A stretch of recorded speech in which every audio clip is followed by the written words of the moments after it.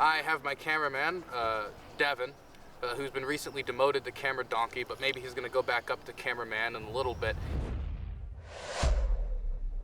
He's helping me record a few news segments while I'm out here, so maybe sometimes you guys can get, depending on my location, an idea of the type of work I'm doing out here. Today we're going to be going into southern Constantine. It's about 10 kilometers from the Russians in the south and 7 kilometers from the Russians in the east, in order to drop off some aid. We went there yesterday in order to pick up some elderly people and disabled people that needed help to evacuate. We filmed that evacuation process, and it's going to be part of a tiny mini documentary on Constantine. I've spent a lot of time there.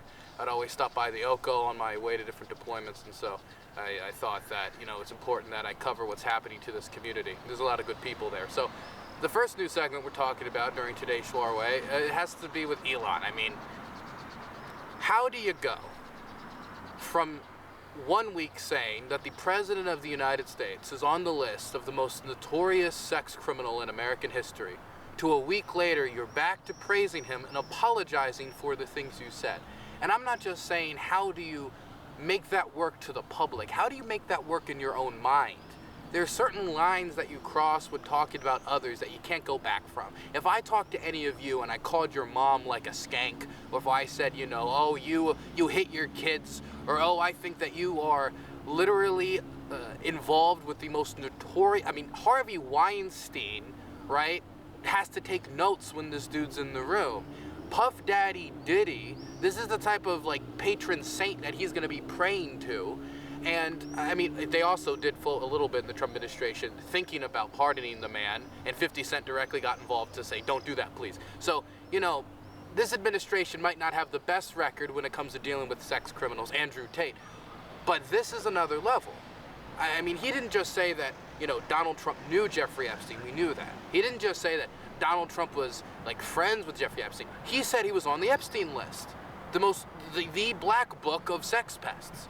He was in it, and he went from saying he was in it to apologizing a week later. So let's just talk about the internal logic there. How do you become so subservient to a man that in a moment of anger and rage, because Elon has never been one that could particularly control his emotions when dealing with the public, as we found when he called that one rescue diver in Thailand a pedophile.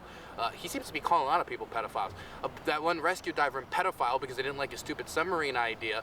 But to say this about the most powerful man on the planet, who you spent $290 million, I used to say 275, I rechecked the numbers, it was nearly $300 million trying to get him elected, and you say that, how do you go from there to being his friend again? But also dealing with the public. Here's the question. If he is in the book, and he's now walked back his statements, then what he's saying is, the President of the United States either knew of or was involved in this man's crimes, but I love him. And if that's what he's saying, he's absolutely insane that he thinks he can walk that back and nobody will remember that. This is going to follow him for the rest of his life. You know, I remember one of the posts he made during his meltdown about the president was, the president will be around for another 3.5 years. I'll be around for 40. You better hope you're not around for 40, because you're going to be hearing about this for the next 40 years. You're going to be hearing about this forever. Who wouldn't, if they had any dispute with you, not remind you that you gave $300 million to the most notorious coddler of sex criminals that have ever stepped in the Oval Office? Either if it has to do with the Epstein book, if it has to do with Andrew Tate and sticking his neck out to have that sex trafficker brought back to the United States and immediately be slapped with more charges in Florida, because that's the type of man he is, or any of the other people he has gone out of his way to try to defend. So it doesn't make any sense from that perspective. And if it does make sense, it's basically, I accept the fact that he was in the Epstein book, but I'm just going to still work with him, which is a terrible image. Terrible image. On the other side, what if he lied? If he lied, well, then he's a liar. And he's willing to throw the worst slanderous accusations at somebody he was giving hundreds of millions of dollars to, somebody he was dancing next to, somebody he was endorsing as the only person that could possibly save America. The only person that could possibly save America from financial ruin.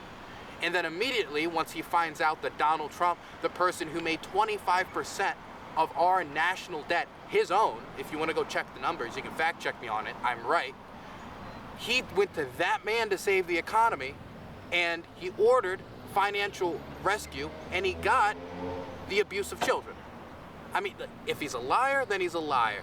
If he's telling the truth, then the problem is, hey, he said things that were hard truths, uncomfortable truths. I mean, that's the two options we have. We either have somebody who's lying about the President of the United States because he doesn't agree with the fact that Donald Trump has always and will always be a massive deficit spender, because the political benefit of actually fixing our deficit is way outweighed by the political benefit of him delivering expensive deliverables to the people who got him elected, right? So he was able to overlook that, or he's lying about him now that he's not falling in line with the fiscal vision that he never had, right? Donald Trump would talk about $175 gazillion for the Golden Dome system. Where did you expect this was gonna go? And he's gonna be doing this gigantic financial rewiring of the United States at the same time that he's engaging in massive tariff policies. It doesn't make any sense. He should have always expected this to fail. So I don't understand why he did this lash out, but now that he's done the lash out, you can't pull back. What is it within these big moments in history recently where somebody gets to the precipice of writing themselves into the history books forever? Wagner, Dmitry Prigozhin, he goes all the way, Yevgeny Prigozhin goes all the way to Moscow, ready to charge into the city, have a shootout with the FSB, have a shootout with this guy, have a shootout with that guy, whatever. And then he pulls back. He's at the precipice of history, and then he pulls out. You know, his pull-out game was atrocious. Then you go over to Elon's pull-out game. His pull-out game was worse. I mean, like, Yevgeny Prigozhin went down in a giant fireball, right? Well, I wouldn't put it exactly past Donald Trump, you know, maybe to think about a fireball for somebody else. In this case, at least Yevgeny Prigozhin isn't basically saying, well, yeah, I mean, you know, he might be a diddler, but, you know, he's my diddler. No matter what way you balance this, Elon Musk looks terrible. And so the question I'm left with is, what is Elon's answer going to be when he does an interview with any reputable news outlet and he has to answer for this? Is the President of the United States directly implicated in the crimes or knew of the crimes? The same president who said when he was friends with Jeffrey Epstein that he liked his girls on the younger side, which I think is probably a barrier that's very easy for me to believe. I know the immediate assumption, you know, with my libby beliefs, my libtardy nature would be, you know, the president is a diddler. But it's easier for me to believe that being a New York socialite who associated with people like Roy Cohn, that he got used to a certain amount of moral degeneracy. I mean, this is a guy who knocked up a porn star while his wife was pregnant with Barron, and then paid off that porn star to shut up about it because he didn't want the American people to know that the family values candidate was you know, trying to expand the family in a different way. So I just, is it that when he answered this question, is it going to be just disengages? Because I saw he did an interview recently and he was asked about, hey, you know, you were a student who came over here from South Africa and you wanted to be part of these student visa programs. What do you think about Trump threatening to cut that off? And Elon's response was, I don't want to answer political questions. Now, the reporter was told beforehand they could ask any question was on the table. But is this how Elon's just going to have to engage now? Is it just going to be, oh, don't ask about the Epstein list around Elon. Don't ask about the Epstein list about Elon. I am not a conspiratorial person by nature, right? I laugh at most conspiracy theories. I think they're funny, silly, sometimes dangerous, as we saw with those QAnon assassinations, with the one QAnoner that killed that mafioso. Go look it up. Very interesting story. But this makes my mind run. I mean, to go from this guy's on the Epstein list to not only walking it back, but deleting every post you made about it, going through every thread to delete it post by post by post by post. And what did the Trump people do once Elon walked this back? They embraced him. J.D. Vance embraced him. I saw Terrence Williams embraced him. All these people in the MAGA world embraced him. The only person I have yet to see respond to it is Donald Trump. Donald Trump did not comment on the Epstein list. Donald Trump did not point out the Epstein list. Donald Trump did not say this is a lie. Actually, Elon was on the Epstein list. It was as if he didn't even say it. Obviously, that was the worst thing Elon said out of everything he said about Trump. Out of every time he called him a liar, you think Trump hasn't been called a liar before? Out of every other time he said Trump is a deficit spender or X, Y, Z. You think these aren't things that have been thrown at Trump before, but this being said by the richest man in the world who also had unprecedented access as a private individual to government secrets, government documents, stuff he did not have the illegal authority to see. He did not go through any board. He did not go through a committee in the Senate to get approved, to get access to any of this. He was never reviewed for security failures or security risks. He got a certain level of unprecedented access as the richest man in the world, and now he's saying that he's on the Epstein list, and we're supposed to forget about it? They're going to re-welcome him into the Trump world? We're going to see Elon next to Donald Trump doing the Trump dance? I will not be able to get this out of my mind anytime I see Elon in any way associated with Trump world. And so the only question I'm left with is, how is Elon going to look any reporter in the face and say either A, he was a pedo, B, he knew he was a pedo, C, I don't want to answer that question, or D, I'm a liar. I think the only option he has is, I don't want to answer the question.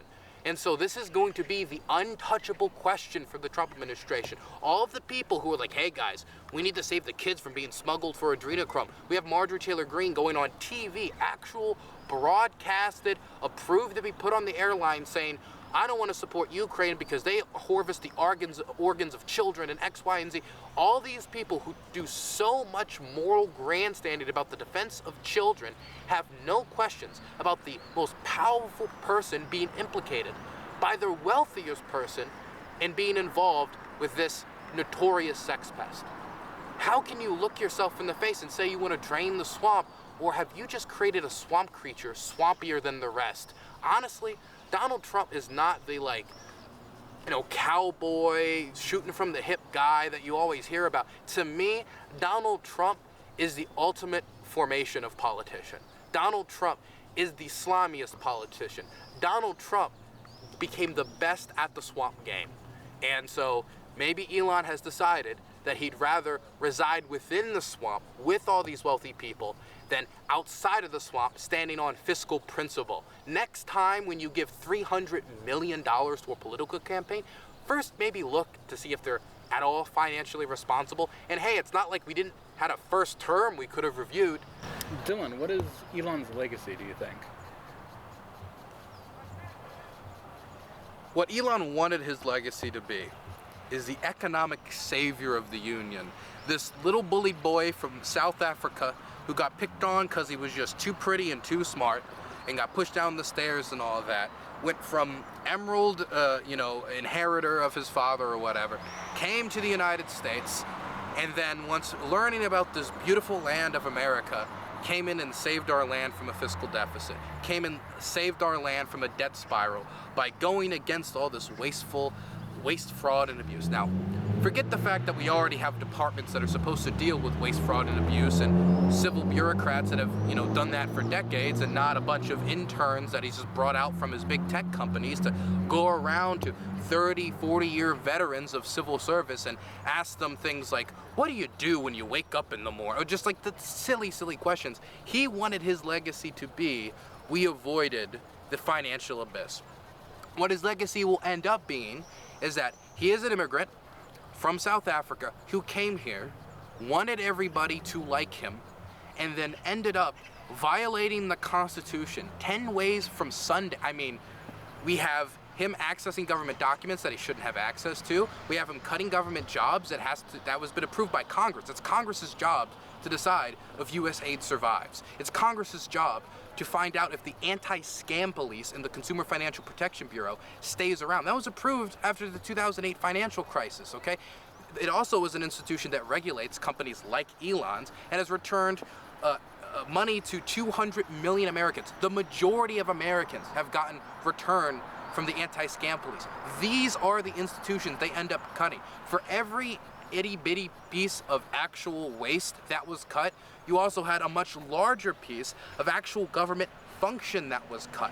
And it all seemed to be either government functions that impeded his business or government functions that he personally didn't agree with. So it doesn't have to do with waste, fraud, and abuse. He's just decided that anything that he didn't personally like the initiative of, despite what the American people said, despite what this or that said, he decided that it had to go. So his actual legacy is gonna be, he came in, promised he would cut hundreds of billions of dollars, ended up cutting about maybe 60 billion, a majority of which he did not have the authority to cut. It was unconstitutionally cut. And so this is a guy who came here, wrapped himself in the American flag, immediately violated everything that makes us American about checks and balances, you know, Congress and the judicial branch and the co-equal balanced government, and said, I had money, we won an election, therefore I have the legacy to cut anything I want. Failed to cut all the stuff that he wanted to cut, ended up just pissing off a lot of people, and then had a baby fit where he called the man he says that he got elected. He says without him, Donald Trump wouldn't have got elected, said he's a diddler. That's his legacy. He went from financial savior to baby rage accuser. So what's Elon's legacy? Angry spaceman. Do you think they welcome him back? I mean, if you're willing to dump, like, Hey. hello. If you have, you know, a chance to get like another 100 million, 200 million, maybe. But Elon also said that he was going to drive out everybody who, you know, went against his legacy of you know, saving the financial health of the nation. He said he was gonna, you know, put his money behind these candidates running against these Republicans, which a lot of which are gonna be, you know, Trump-aligned Republicans. So maybe they welcome him back because this is the only way he's gonna get access to the White House, because we know the Democrats aren't going to welcome him back. I mean, their coalition, you know, it's the big tent party, and there's a lot of people in that big tent that would not be happy if he's happy that he's in the room. So they might welcome him back for the money, but it's gonna be hard for Donald Trump to welcome him back, because like anytime he's in the room with a guy, everyone is gonna just be like, Mr. President, so he said you were in the Epstein files. Is that true, sir? Why don't you release the Epstein files? Why don't you release the Epstein files? And if there's any journalist worth their weight, they're gonna have to ask this. I don't care if you get kicked out of the press corps. I don't care if the president ends up sending officers to your home. It doesn't matter. This is something that he needs to be railed with over and over and over again. I mean, those Epstein binders from early on was a scandal in and of itself. But to release the fake Epstein files and then have the richest man in the world say he's in the actual Epstein files, how do you run away from that? How do you escape that? If this was Barack Obama, they would be buying billboards on every major highway in the country saying, Obama released the Epstein files, Obama released the Epstein files, Obama released the Epstein files. Every single dime that's being spent in the Democratic Party between Ken Martin and David Hogg infighting should be spent on just major billboards across the country. Where's the Epstein files? Where's the Epstein files? Where's the Epstein files? Protect the children, protect the children. Where's the family, the party of family values when these children are being victimized? That's what they need to do. That's Elon's legacy. His legacy is bringing up one of the most embarrassing points in Trump's legacy and his past with Epstein, and bringing it center stage and giving journalists the opportunity of a lifetime to rail him over the head with it again and again and again.